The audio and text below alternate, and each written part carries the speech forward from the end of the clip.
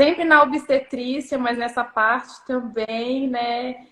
A fisioterapia está sempre atuando de uma forma muito positiva, ajudando as mulheres, principalmente no tratamento clínico, né? E acredito que essa live vai ajudar tanto as que já sabem que têm endometriose, quanto aquelas pacientes que ainda não descobriram, que é muito subdiagnosticado, infelizmente ainda. Bem importante, né, para a endometriose. Então, como a gente já trabalha há algum tempo e vem observando essa carência, né? Então, eu disse, esse mês, esse ano eu quero fazer diferente, eu quero que as pessoas comecem a ter um olhar mais, né, cuidado, né, um cuidado maior para essa população.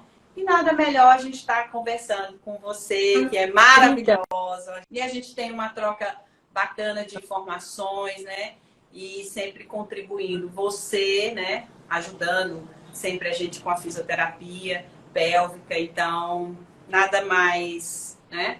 Justo que você estivesse nesse momento muito obrigada também. Pelo então, convite. Assim, gente, eu sou, para quem não me conhece, né? Sou a fisioterapeuta pélvica Carla Kelly.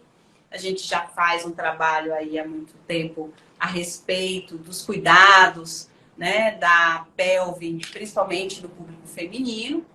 E esse mês a gente está conversando, tentando divulgar mais a respeito da endometriose, tá? E aí convidamos a ginecologista doutora Lorena Maia, que ela hoje vai contar a parte clínica da endometriose, explicar alguns pontos, ver algumas situações que acontecem na rotina, né, no consultório dela.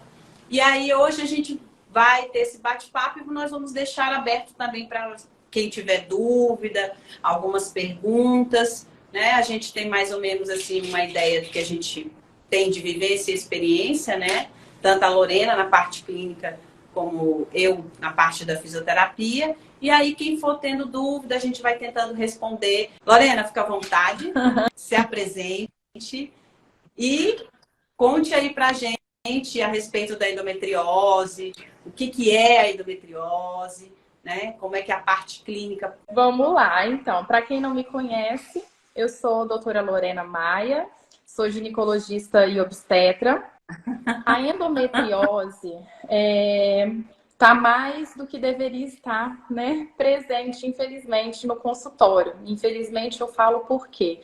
Porque é uma doença crônica da mulher e tá é estrogênio dependente. E isso, para um leigo entender, é o quê? É no hormônio que está em mais concentração na nossa fase reprodutiva. E traz consigo, muitas vezes, a infertilidade, né? Se encontra mais ou menos de 25 a 50% das mulheres que descobrem um problema de infertilidade, a causa é a endometriose. E das que já sabem desse diagnóstico, 50 delas vai cursar com infertilidade. Então, é nesse quesito que eu falo que é, infelizmente, uma doença que é prevalente, né, na fase talvez mais importante da mulher, que é quando ela quer ter um filho. Porém, é uma doença benigna, vira câncer, não vira câncer. Há tratamento? Há tratamento. Porém, é crônico, né? Os tratamentos, numa grande parte, que a gente vai chegar lá na frente para falar, né? Tem uma resolução muito boa, porém, é uma questão que você vai ter, às vezes, que lidar durante a vida.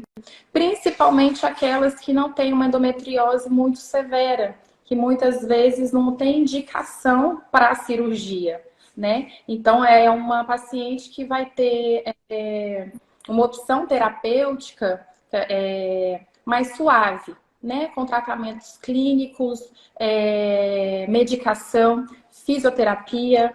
Então, ela vai ter que se acostumar com essa condição que ela tem e ter um estilo de vida baseado nessa condição para poder levar uma vida de uma forma mais saudável. Lorena, estão perguntando aqui, assim, as perguntas a gente vai deixar para o final, mas eu vou já te passar essa, perguntando qual seria a forma de exame que melhor detecta Então, a endometriose. eu sei o que a resposta que ela quer ouvir, mas eu vou falar a resposta da forma assim, que eu acho que toda paciente mulher tem que compreender. Na consulta ginecológica em geral, eu acho que a primeira coisa o médico tem que saber ouvir, certo? Por isso que muitas das vezes a endometriose ela não é bem diagnosticada. Porque há queixas que não são patognomônicas. O que é isso? Não é que você sente isso e já você diagnostica que é endometriose. Não é isso. Só que há sinais. E há sinais, às vezes, muito sutis. Então, você tem que ter um ouvido para paciente muito sensível para saber toda aquela história, aquela bagagem que ela traz, para acender aquela luzinha, falar, pode ser, né? Então, primeira coisa de exame é você ter um bom ginecologista que vai ouvir você. Depois disso, há exames físicos, né? Você vai ser examinada pelo teu médico. E se porventura ele desconfiar, ter uma hipótese diagnóstica de realmente você possa ter endometriose, há os exames de imagem, que é onde a maioria das pacientes já querem direto, né? Então, assim, os exames de imagem não é qualquer ultrassom, não é qualquer exame, são exames específicos para endometriose. Então, se você for fazer, às vezes, um ultrassom endovaginal, por exemplo, com qualquer médico e de qualquer forma, por muitas vezes não vai ser diagnosticado. Por quê? Porque, pelo incrível que pareça, né, a endometriose bem superficial, né, incipiente, ela é a mais difícil de ser diagnosticada. E ela precisa ser feito por um ultrassonografista especializado em avaliar endometriose.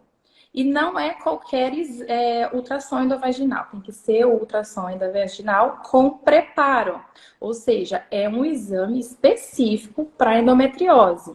E por ele ser dependente do médico, você tem que escolher o médico que ele se considera, né, especialista para isso.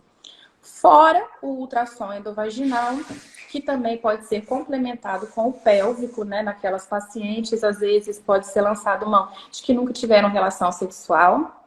A gente também tem a ressonância, e aí a ressonância é feita com contraste, né? Esses dois exames são os padrão, né, padrão ouro que a gente considera para diagnóstico realmente de endometriose. E Lorena, a respeito dos sintomas. Bora lá, sintomas, benditos sintomas de endometriose. Primeira coisa, a grande maioria dos sintomas, eles são cíclicos, né? Eles são periódicos. Eles acompanham aquele período pré-menstruação e o próprio período menstrual. Então, uma cólica muito intensa, uma distensão pode, né? Isso tudo pode. Não é a paciente tem todos esses sintomas. São sintomas que podem estar presentes ou não. Uma distensão abdominal, uma sensação às vezes de empazinamento. Muitas vezes pode estar presente a disúria, que é a dor ao urinar, se a endometriose estiver no ureter, na bexiga, na uretra. Alteração do hábito intestinal, pode tanto correr com constipação, né? Às vezes sangramento nas fezes, uma própria dor anal. Uma coisa que passa às vezes muito despercebido e que as mulheres até às vezes acham que é normal, é a dor durante o ato sexual. E não é a dor na penetração, é aquela dor profunda, quando o pênis bate lá no fundo, onde a gente chama, né, fundo de saco. Acho que essas são as dores principais mesmo. Houve também muitas queixas de dor nas pernas, né? Uma dor diferenciada, tipo uma fadiga, um cansaço, né? também pode Pode acontecer. sim, toda essa questão da musculatura esquelética, ela pode estar influenciada tanto por irradiação, quanto também por locais que esse tecido vai estar. Uma coisa que talvez as minhas pacientes não, muitas vezes as pacientes não sabem, né, o que é e que eu acho importante falar. Da onde vem, né, o que é esse tecido? Então eu costumo dizer de uma forma bem, eu acho que lúdica. O nosso útero, ele tem 3 camadas, né? Então tem a camada que recobre ele toda, a camada do meio, que é a camada muscular, e a camada interna, que a gente chama de endométrio. E é esse endométrio, essa camadinha que fica lá dentro do útero, que se faz todo mês e que se desfaz na forma de menstruação todo mês. E ela tem que estar ali dentro da cavidade uterina. Se por acaso ela está em outros órgãos, em outros locais, como na trompa, no ovário, na bexiga, no intestino, no peritônio, na tua parede abdominal, isso se chama endometriose. Então, o que que acontece? Toda vez que você menstruar, esses pontos desse tecido vai menstruar também, né? E aí vai causar uma reação inflamatória, vai causar uma dor difusa, tanto no local onde está ele, quanto nos locais próximos. Tanto que tem essa irradiação para dor nas pernas, há um cansaço, uma dor generalizada no corpo e que não tem explicação. Aí você pensa, será que está faltando vitamina? Será que eu estou anêmica? O que que eu tenho? E ninguém nunca descobre porque os exames estão todos normais. Mas e aí? Alguém pensou na endometriose? Não. Isso dificulta, às vezes, até a paciente vive ali um ciclo de anos e anos sentindo dor, não encontra alguém, um ginecologista, como você mesmo disse, que escute as suas queixas e o processo vai aumentando e ela vai ouvindo todo o tempo que é normal, quando o casar passa, quando engravidar a cura. E o processo vai virando cada vez mais É uma crônico bola e de aumentando, né? neve. Consequentemente, né? É uma bola de neve e é Isso é uma doença verdade. também com progressão, né? Então a gente sabe que se não for diagnosticado no início e houver esse tratamento e esse acompanhamento, porque existe o tratamento para inibir a evolução, né?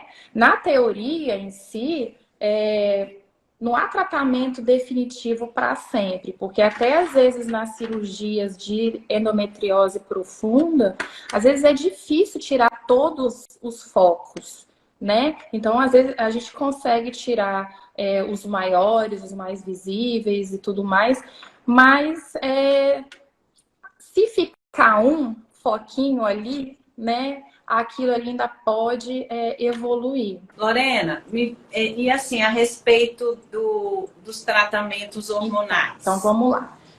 Vamos falar dos tratamentos em geral, né? Começando pelos hormonais, que é considerado uma opção para aqueles casos incipientes e que não há necessidade de cirurgia, né? Então, a gente pode estar lançando mão de progestágenos, que é um hormônio, ou anticoncepcional oral combinado. Esses dois, eles são a primeira opção para aquelas pacientes que não querem engravidar, né? Porque é anticoncepcional. Eles são bem tolerados, são muito utilizados na prática clínica, têm uma boa resposta. Eles não curam a endometriose, eles são usados para melhorar os sintomas da endometriose e permitir uma pausa da evolução dela, certo? Mas não é utilizado para tratamento. Tratamento definitivo, onde você vai retirar, né, os focos, ainda é a cirurgia, a vídeo, né? Fala um pouquinho mais da cirurgia, Lorena, por gentileza. Estão perguntando se existe sempre, assim, ser sempre o Não, recurso não é. principal é a Pelo cirurgia. contrário, né? aquilo que eu estava dizendo aqui. Existem vários níveis, vamos dizer assim, de endometriose. Um grau leve, um grau moderado e aquele grau mais avançado. Então, se for um grau leve, não há necessidade de intervenção cirúrgica. Você consegue manusear ele usando o anticoncepcional. Muitas vezes, para aquela paciente que quer engravidar e é uma endometriose muito inicial, pode lançar mão, e eu já vi funcionar bastante, fazer uma dieta anti-inflamatória, fisioterapia pélvica, atividade física, ter bons hábitos de vida. E isso você trata a endometriose, seu ciclo menstrual fica normalizado, a tua dor diminui e você consegue engravidar. Agora, aquelas pacientes que não têm desejo de engravidar e tá nesse estágio inicial, deve utilizar as medicações, obviamente sempre acompanhado com essas mudanças de hábito de vida. Agora, naquele grau moderado a grave, aí realmente tem que, né, recorrer à cirurgia. Muitas vezes a endometriose está em locais que vai ter que ser retirado alguns órgãos, né, e tudo mais. Inclusive aqui em Imperatriz a gente tem ótimos médicos de referência para esse tipo de cirurgia. Lorena, também estão perguntando se, você já até citou, né? Se a constipação tem alguma relação com a endometriose. Muito. Porque se você tiver focos intestinais, o seu hábito intestinal, ele vai ficar modificado. E ele pode se manifestar dessa forma, ou com diarreia ou com constipação, né? E uma característica é ser cíclico. O que eu quero dizer com isso? Você tem um hábito intestinal durante todo o mês. Porém, quando tá chegando o período de você ficar menstruada, que aí começa. Sempre te dá diarreia, ou sempre você fica um pouco constipada. A anteninha tem que acender, tem que, né, ligar, que pode ser sim. Obviamente que não é um sintoma único, né? A endometriose, ela normalmente, na grande maioria das vezes, ela está acompanhada de vários sintomas associados. E Lorena, a respeito das dores das pernas, perguntaram também se tem alguma relação com a vascularização de membros inferiores. Não. Não, né? Perguntaram aqui também se depois da cirurgia costuma ter alguma recidiva. Sim, pode ter. É aquilo que eu falei. Pensa assim, um monte de focozinho espalhado no seu abdômen. Só vai lá te operar. Ela vai conseguir tirar, né, um médico bom, a grande maioria dos focos, e assim, muitas vezes tira tudo, mas pode ficar um bendito escondido. Aí esse bendito escondido, ele pode sim começar a proliferar, né, a evoluir para mais focos, sim. Isso não é raro, isso é comum e pode acontecer sim. Até porque, Lorena, a gente sabe que tem níveis e tem formas desses focos, né? Tem um foco mais em forma de chocolate, aí você pode explicar melhor, e aí fica mais notório, mais perceptível na hora da cirurgia, outros ficam mais, né?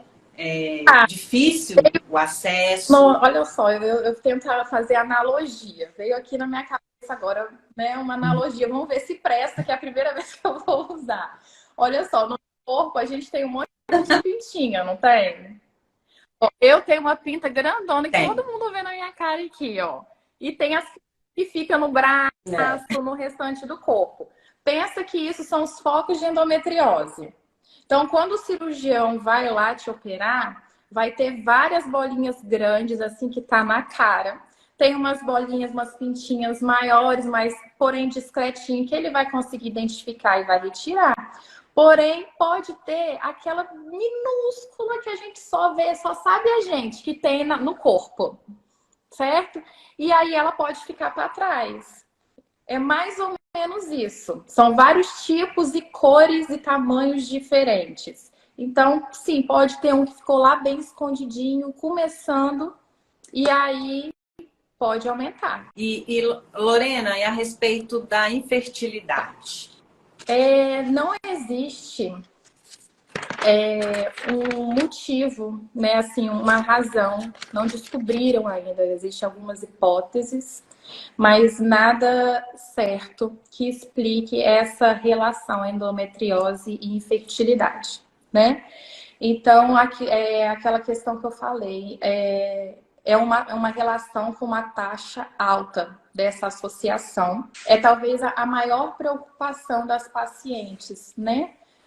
Por estar presente na maior parte dessa fase reprodutora, elas às vezes até relevam, a dor, o incômodo, mas doutor, eu quero engravidar e eu não quero fazer o tratamento medicamentoso, que é o anticoncepcional, né, o hormônio, porque isso, né, não vai me deixar correr o risco de engravidar. Essas pacientes, ou elas podem acabar, no final das contas, optando por uma cirurgia para tentar reverter essa fertilidade, tá? Ou existe uma medicação, existem vários estudos, mas hoje o que é utilizado ainda é o GnRH, que ele pode ser utilizado até 3 meses, né? E para captação dos óvulos e, no final das contas, FIV, né? Fertilização in vitro, nos casos mais severos de endometriose com desejo de gestação. Nos mais leves foi aquilo que eu falei anteriormente, né? A paciente consegue às vezes controlar os sintomas com anticoncepcional, começa a fazer uma dieta anti-inflamatória, começa a fazer uma fisioterapia pélvica e aí há uma melhora da qualidade de vida, ela consegue retirar esse hormônio da vida dela, mantendo uma qualidade de vida boa, né? Com atividade física e dieta, e aí consegue engravidar. Então, assim, é tudo muito subjetivo, depende do caso de cada uma. Se a alimentação consegue prevenir a endometriose? Não previne alimentação nem nada. Não há nada que você possa fazer.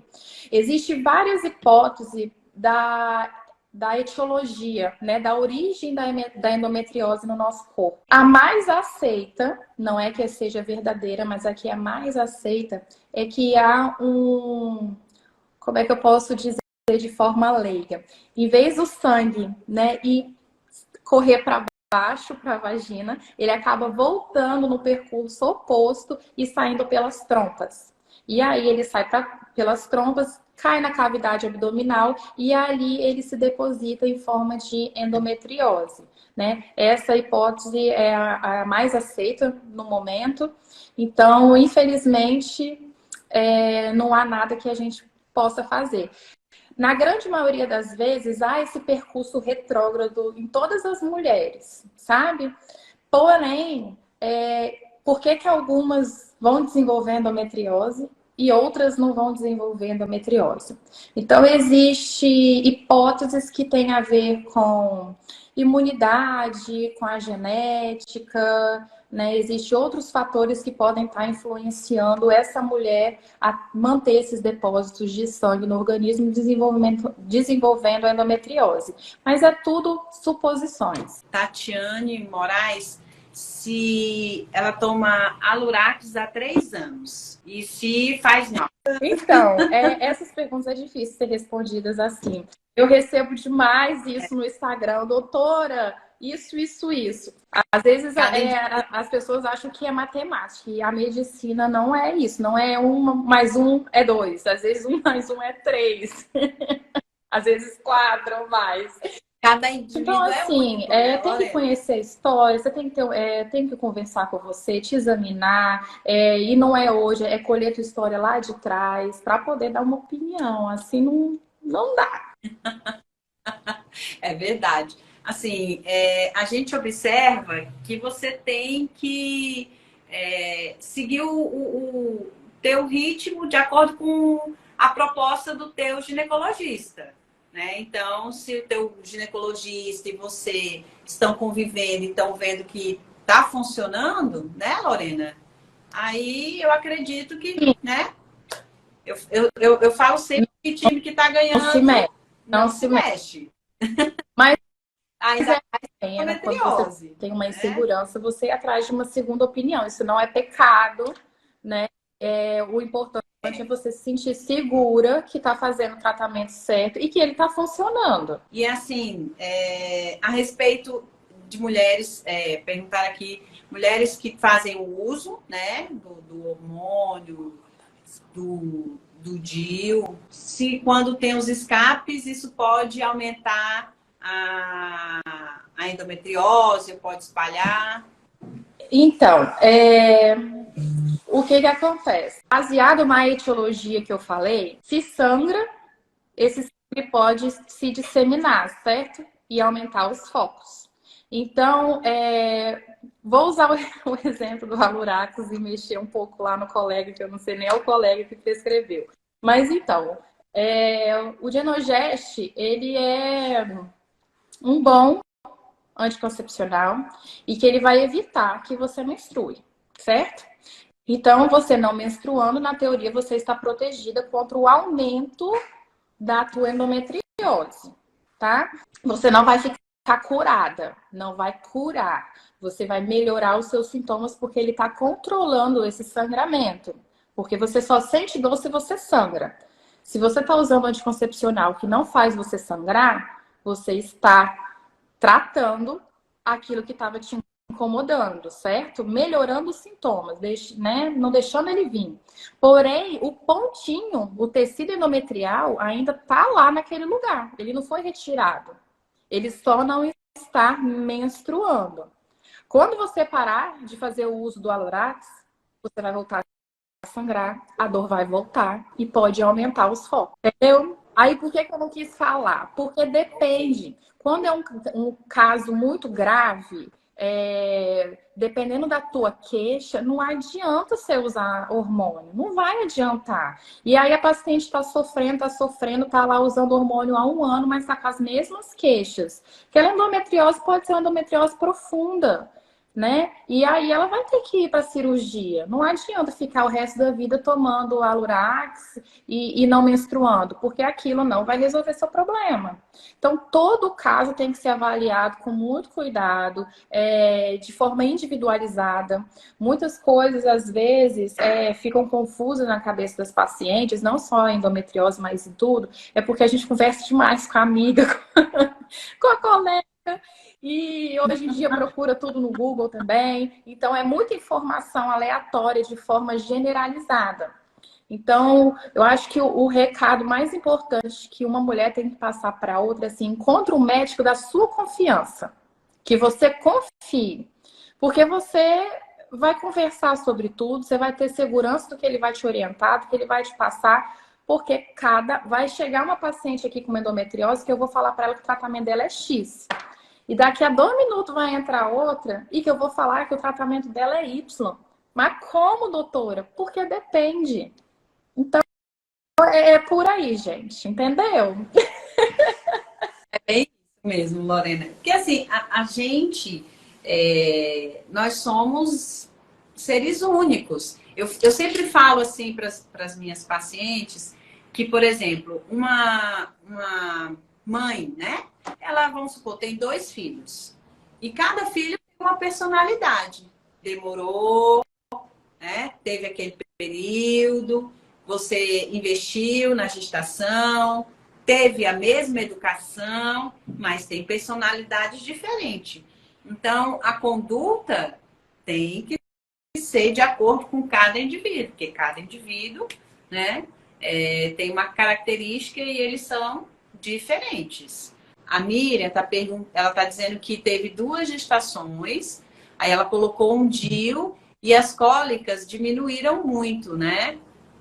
Depois do uso do DIU. E aí ela está perguntando se existe a probabilidade, né, de voltar essas dores e se ela tem que investigar novamente a endometriose. Tá.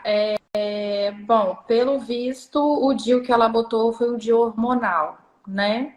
Porque, pelo contrário, os sintomas não seriam, né? O relato não seria esse. O DIU, principalmente de Mirena, né? Ele muitas vezes pode ser usado para tratamento da endometriose quando ele causa amenorreia, que é a não menstruação, né? Que o objetivo é esse. Então, se ele está segurando a tua menstruação, ele está melhorando a tua queixa, certo? Então, não tem por que você tirar o DIU. Se você tirar o DIU e for diagnosticado endometriose através dos exames que eu já falei, né? O ultrassom endovaginal e a ressonância, aí sim você vai ter que voltar a fazer o uso do anticoncepcional contínuo, ou até mesmo o cíclico, mas na maioria das vezes a gente lança a mão do contínuo para não ter mais os sintomas, tá? Agora, se era só cólica, porque, gente, talvez vocês estejam confundindo. A gente, mulher que menstrua, a gente tem uma cólicazinha, tá? Tem a cólica. Agora, a cólica da endometriose é uma cólica diferente, é uma cólica muito mais intensa, e ela está associada com aqueles vários outros sintomas que eu falei, com um, com outro, ou até com todos. Então, assim, você tem que diferenciar muito bem. E a tua ginecologista é responsável para te orientar também. Então, cólica de TPM, de menstruação leve, que melhora, né, com Buscopan, com anti-inflamatório, é uma cólica né, que vai ser tratada de uma forma. O DIU ajuda muito, inclusive, a diminuir essa dismenorreia, né, que é a cólica da menstruação. Agora, se tiver associado com outros fatores, vale a pena sim você fazer essa investigação. Mas é aquilo que a Carla falou e que eu concordo. Em time que tá ganhando, você não mexe. Então, se o Dil tá aí, você tá feliz, gente, deixa esse Dil quietinho. Deixa, não mexe.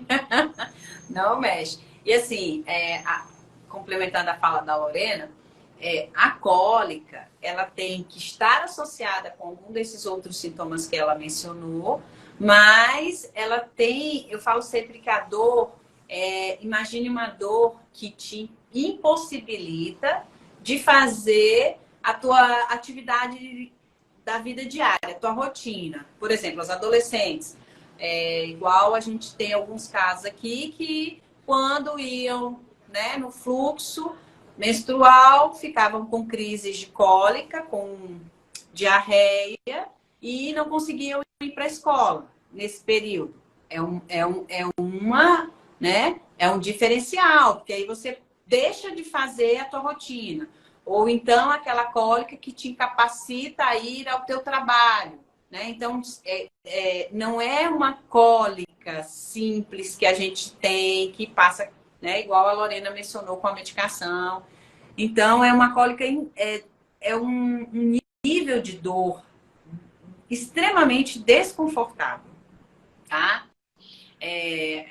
Tem pacientes que vão para o pronto-socorro, ficam em observação, né? Então, quando você observar na tua filha ou na tua esposa, né, a namorada, uma amiga que apresenta essas características, aí sim, acende, né, a luzinha, dá aquele start e deve ser investigado. Mas cólicas, assim, rotineiras que você vê que passa, não tem característica de endometriose, né? Lorena, queria que você falasse também a respeito, assim, da demora, né? E aí a gente tem um caso de uma, que eu sempre cito, né? Depois que a Anitta apareceu no Fantástico, falando que tinha endometriose, que demorou 7 anos, né? Para fechar o diagnóstico e passou por N avaliações. Ela, né? Eu falo assim, ela que tem todo um poder de informação, tem alcance, né, de alguns profissionais de referência, não conseguiram, né, fechar esse diagnóstico. Então, o que a gente tem que ficar mais atento para que a gente possa, de repente, né, auxiliar essas mulheres que têm essas características, esses sintomas, né, para facilitar com que o diagnóstico seja realmente mais rápido, né, Assim, no caso. eu costumo dizer que conhecimento é poder, né? Então, a primeira coisa é se informar e saber dizer quais são seus sintomas, né? A segunda coisa, cabe ao médico, cai na nossa responsabilidade, né? A realidade é essa, porque a responsabilidade de investigar é do paciente. Se ele souber dizer o que está acontecendo, cabe a gente, né, abrir um leque de hipóteses diagnósticas. Igual a gente fala assim, vamos pôr um exemplo. Ai, doutor, eu tô com cólica menstrual. Aí você pode pensar, é só uma cólica menstrual, certo? Você pode pensar que é uma adenomiose, que aí eu já posso colocar aqui o entre parênteses para a galera não ficar perdida. Falou, meu Deus. Então, a adenomiose é aquela camadinha de dentro do útero que eu falei, que é o endométrio, fora do útero, em outros órgãos, invadindo a camada do meio do útero. Acho que ficou difícil. Nossa, peraí. Deixa eu tentar fazer uma coisa aqui. Então, vamos lá. Pronto. Olha só. Deixa eu me organizar aqui. Gente, esse aqui é o nosso útero, para quem não conhece. Então, essa partezinha aqui de dentro é o endométrio, que descama e sai pela perereca todo mês. Quando ele tá no ovário, na trompa ou aqui no intestino da bexiga, que fica tudo aqui atrás, é a endometriose que a gente está conversando agora. Quando esse rapazinho que tá aqui entra para dentro da camada aqui de dentro do útero, chama adenomiose. E aí a queixa é de muita cólica. O sangramento pode estar aumentado também. E ele é como se fosse o irmão da endometriose. Não vai percutir assim com alteração intestinal, alteração na micção, dor durante relação sexual, não vai repercutir. Porém, você vai ter uma cólica muito intensa e por muitas vezes um sangramento aumentado também. Então, olha só a gama de hipóteses diagnósticas que os médicos podem, né, que devem ter quando uma paciente chega com uma queixa. Só que a gente vai eliminando as mais óbvias primeiro, né? Se você chegou com febre no pronto-socorro e vai achar, nossa, já é um câncer.